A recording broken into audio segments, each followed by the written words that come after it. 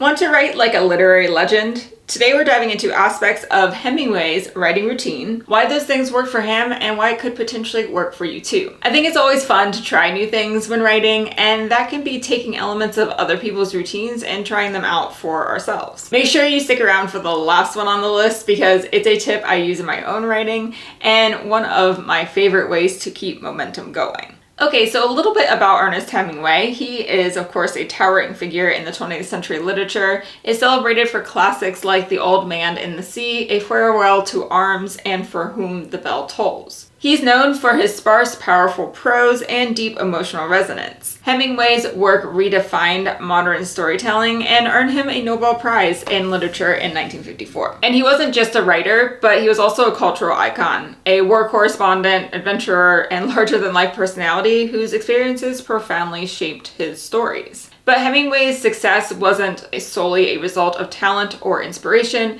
it was also a product of his methodical approach to writing. His unique daily routine and work ethic allowed him to produce enduring masterpieces that continue to inspire writers today. So let's get into the most interesting parts of his routine. Number 1 is early morning writing. Hemingway believed in starting his day at the crack of dawn, often writing as the sun rose. In his interview with the Paris Review, he said, "When I am working on a book or a story, I write every morning as soon after first light as possible. There is no one to disturb you and it is cool or cold, and you come to your work and warm as you write." So why this worked for him is, first of all, it's quiet. Early mornings offer silence and solitude, which helped him focus without interruptions. He was also able to hit the typewriter with a fresh mind. His mind was clear and free of distractions that accumulate throughout the day. Early morning also helped with his momentum. By beginning his work early, Hemingway set a productive tone for the rest of his day. So let's think about how this could potentially work for you. As a short side note, I accidentally woke up early today. It was about an hour before the sun rose, and I couldn't get back to sleep, so I sauntered into the place where I work.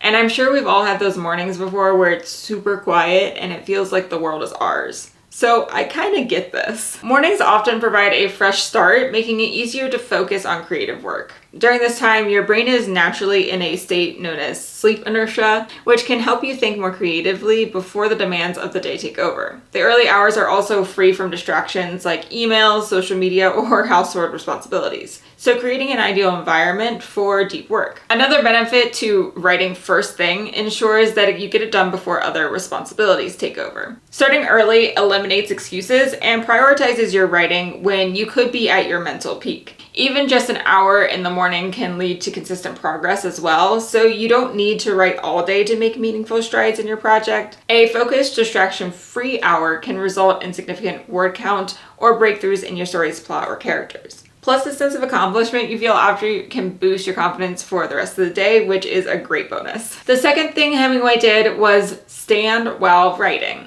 Hemingway wrote while standing using a chest-high shelf for his typewriter, and this wasn't just an eccentric habit, it was a deliberate choice to stay physically and mentally engaged. So why this worked for him is it helped with alertness. Standing prevented fatigue that can come from long hours of sitting. It also helped with energy flow. The physicality of standing helped keep his mind sharp and his body energized. And of course, there's health benefits. This may not have been a known concept at the time he was doing it, but of course we know standing is better to prevent risks for our health. So try standing next time you write. You never know, it could help you. If you find yourself zoning out or feeling sluggish while sitting, try switching to a standing desk setup. Standing naturally engages your body and keeps your blood flowing, which can improve focus and reduce feelings of fatigue. Movement encourages alertness, making it easier to stay mentally engaged with your work as well. It can be especially helpful for writers who experience back pain or who want to stay physically active while working also. Prolonged sitting is associated with poor posture, stiffness, and even long-term health issues, so standing while writing can alleviate discomfort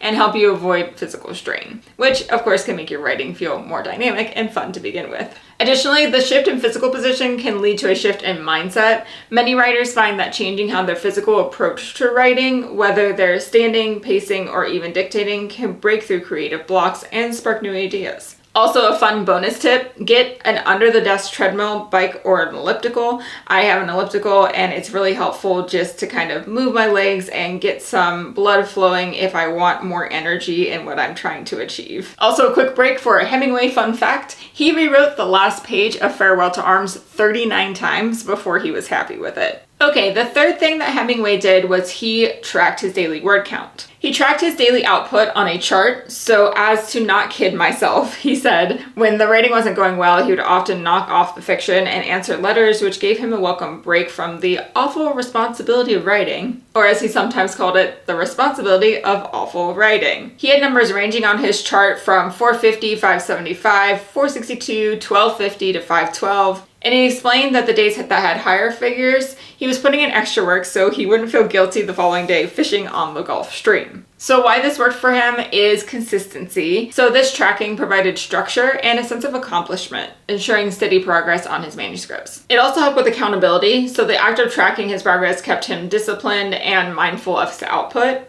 And he also adjusted for daily activities. So if he knew he had plans the next day, he would compensate and write more. So it wasn't about everyday writing the same amount. He adjusted based on other activities and responsibilities. So how this could potentially work for you is you don't need to be perfect every day and hit a specific word count every day. Adjusting for your lifestyle and daily fluctuations and plans could feel really freeing. Also, tracking your words gives you a clear sense of achievement and a record of your efforts. Use a simple journal, spreadsheet, or even writing apps to track your progress, even on days when the work feels slow. If you're enjoying this analysis, let me know in the comments as I have plans for a series if it's something you all like to watch and learn about. Okay, now time for my favorite Hemingway tip, which is number 4, leave something unfinished. Hemingway had a unique approach to ending his writing sessions. He often stopped when he knew exactly what would come next, leaving a thread to pick up on the next day. As he explained in the Paris Review, the best way is always to stop when you are going good and when you know what will happen next. If you do that every day, you will never be stuck. No blank page syndrome. By leaving a clear path for the next session, he avoided the dread of starting from scratch. There's also benefits for continuity, so this practice kept the flow of his narrative intact as he could seamlessly continue where he left off. And confidence. Knowing what to write next reduced the anxiety of facing the unknown. He also said it is the wait until the next day that is hard to get through. So I think there's an element of excitement there too. Like, you know that feeling when you're like itching to get words out of your head and onto the page. If you keep that fluttery feeling, then you'll be excited to wake up to work on it. So why this could work for you? I highly recommend trying out this tip. Try pausing your writing mid-scene or at a pivotal moment. This creates an easy entry point for the next session because you already know where to pick up. When you stop with a clear idea of what comes next, you avoid the daunting task of starting with a blank page. It also helps you sustain your creative momentum and keeps your ideas fresh. Ending on a high note means you'll be excited to return to the page, and that excitement can carry over into the next session. It's like leaving breadcrumbs for your future self, making it easier to dive back into the story with confidence. Additionally, this practice encourages subconscious processing. Even when you're away from the desk, your mind will continue to work through the scene or ideas you paused on. This can lead to fresh insights or solutions to problems by the time you return to writing. By stopping when you're going good, you give yourself a creative head start for the next day. Now, of course, not every aspect of this routine will likely work for you, but it might be fun to try some of them out and see how they work. Experiment with these practices to find what fuels your creativity and productivity. Thank you for watching, and happy writing.